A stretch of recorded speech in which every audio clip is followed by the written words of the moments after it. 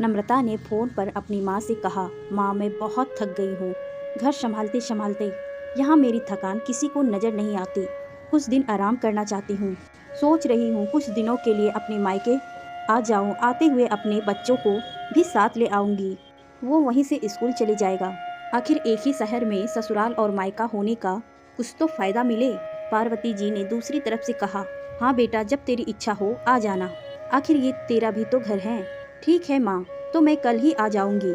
नम्रता खुश होकर बोली, हाँ बेटा कल आ जाओ, मैं तुम्हारा इंतज़ार करूँगी। अभी मैं फ़ोन रखती हूँ, मुझे मंदिर भी जाना है। पार्वती जी ने फ़ोन रख दिया और सीधे किचन में गई। किचन में खाना बना रही हूँ। बहू से बोली, अरे अनुपमा सुनो, कल तुम्हारी ननद आ रही है। आज बाजार जाकर फल सब्जी और मिठाइयाँ लेकर आना। बेचारी मेरी बेटी ससुराल में नौकरों की तरह काम करती है और उस पर कोई ध्यान नहीं देता। यहाँ आएगी तो कुछ दिन रहेगी, उसका मन और तबीयत अच्छी हो जाएगी।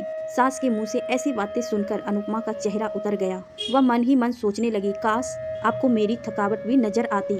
मैं भी दिन रात झाड़ू पोछा बर्तन खाना बनाना मार्केट जाना और हर वक्त काम करती हूँ, जिससे हमारे परिवार वाले को कोई दिक्कत ना हो। काश आप मुझ पर भी ध्यान दे पाती। आपकी बेटी तो जब मन आता तब यहाँ आ जाती है, लेकिन मैं साल में एक बार ही अपने माँ के पास जाती हूँ, तब भी आपको प्रॉब्लम होती है। मैं भी इंसान हूँ, मेरा भी मन है। मुझे भी लगता है अपने माँ के पास जाकर थोड़ा आराम करूँ, सुख दुख की दो चार बातें करूँ, अपना मन हल्का करूँ। भगवान अब तुम ही कुछ करो ताकि मेरी सास की आंखें खुले और उसे मेरी थकावट भी नजर आए। शाम तक भगवान ने जैसे अनुपमा की सुन ली और उसकी ननद का फोन आया।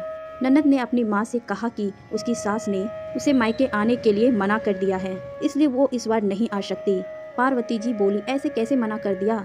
पहले तो कभी वह तुम्हें आने के लिए नहीं रोकती थी, इस बार भला क्या हो गया? लाओ मेरी बात कराओ, उन्हें मैं समझाती हूँ। नम्रता ने फोन अपनी सास को दिया। पार्वती जी ने कहा, नमस्कार समधन जी, आपसे कुछ कहना था। समधन जी ने कहा, कहिए। दरअसल नम्रता कल त्योहार है, इसीलिए अपने मायके आना चाहती हैं। अगर आप उसे भेज दे तो अच्छा रहेगा। नम्रता की सास ने कहा, देखिए समधन जी, आपकी बेटी मायके जाकर रहे, इस बात के लिए हमने उसे कभी नहीं रोका है और इस बात से हमें कोई प्रॉब्लम है भी नहीं। कुछ दिन पहले मैं अपने रिश्तेदार के शादी में गई थी। वहाँ आपकी बहू अनुपमा की माताजी से मिलने का मौका मिला। उनसे गपशप करने के दौरान उनकी बातों से पता चला कि अनुपमा को साल में एक ही बार अपने मायके जाने को मिलता है और वह भी बहुत कम समय के लिए। मुझे लगता है आपको पहले अनुपमा को उसके मायके भेज देना चाहिए और वह जब मायके होकर आ जाएगी तो मैं नम्रता को आपके पास भेज दूंगी। एक बहुत ज़रूरी बात जो मुझे लगता है कि आपको समझ लेनी चाहिए, आपको अपनी बहू को भी बेटी की तरह या बेटी से भी ज़्यादा प्यार देनी चाहिए। उसे भी मायके जाने की इच्छा होती होगी। हो सकता है नम्रता के वहाँ आने से उसकी आवभगत करने के लिए आप उसे उसके मायके नहीं भेजती होंगी, या फिर वह आपसे कुछ कहने से अभी डरती हो। अगर आप उसको घर में कैद रखेंगी तो एक दिन ऐसा आएगा जब वह आपके खिलाफ बोलेंगे, फिर वह आपकी सुनेगी भी नहीं और जब जाएगी तब अपने मायके जाएगी। ऐसी परिस्थिति में आए, इससे इच्छा है कि आप ही कुछ बदलाव अमल में ले आए, जिससे आपका रिश्ता और रिश्ते की मिठास खराब ना हो। पार्वती जी को अपने समधन के हर एक शब्द में सच्चाई नजर आई। उन्हें महसूस हुआ कि उन्होंने अपनी बेटी के प्यार में अंधे होकर कभी भी अपनी बहू के मन का विचार नहीं किया। उन्होंने हमेशा ही अपनी बेटी को अपने बहू से ऊपर रखा। दूसरी तरफ नम्रता भी अपनी भाभी के बारे में सोच रही थी, इस बातचीत को सुन रही थी। उसने भी रियलाइज किया कि वह कभी भी अपनी भाभी के साथ ठीक से बात नहीं करती और जब जब वह अपने मायके जाती है तो भाभी थोड़ी उदास रहती हैं।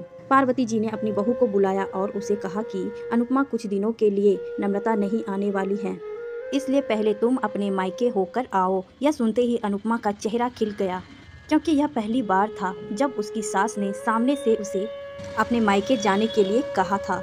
अगले दिन अनुपमा अपने मायके गई और इस बार एक दो दिन के लिए नहीं, पूरे हफ्ते भर रहकर आई। अपने माँ बाप से, अपने रिश्तेदारों से मिलकर आई और जब वह लौट कर आई तो उसका चेहरा खिला हुआ था, उसकी आंखें चमक रही थी। अनुपमा के आने के बाद नम्रता भी अपने मायके आई और इस बार वह खुद सामने से अपनी भाभी से खुशी खुशी मिली और अच्छे से बात भी की।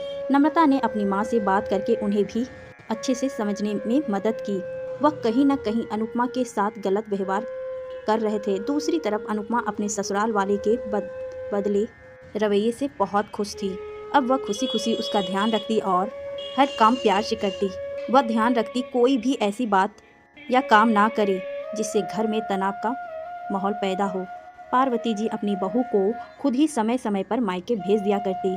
एक छोटे से बदलाव ने सास बहू और भाभी ननद के बीच की करवाहट को दूर कर दिया और रिश्तों को और भी सादा और मीठा और मजबूत कर दिया।